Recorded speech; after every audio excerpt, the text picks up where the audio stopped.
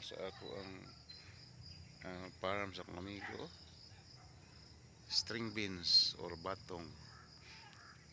Katulo na siya nakaharvest.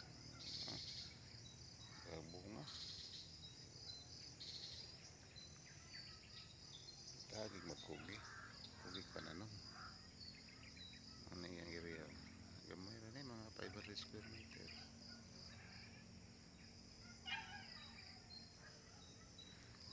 Ang advantage aning batong kay dali ra kag-harvest, pero mag-start ka niya kay kwarta lisod sad kay magngita makagharog na dagko kaning harog niya. So mamutol ka ni kawayan o nga agway kahoy sa inyong lugar, dakpon kung mamutol ya problema.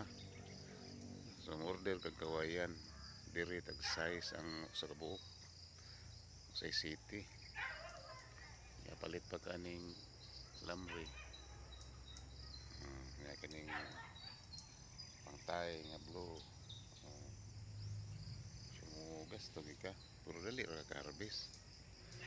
Problema sa ni kay dali ra pud mulugnas sa kabuwan kapin nga nerbisay nimo awa na humana tanom na sa kagbalik. So mo na disadvantage po niya, pero dali rang kwarta. Muna sa ako lisod pagsugod man hot pepper akong napili nga itanom.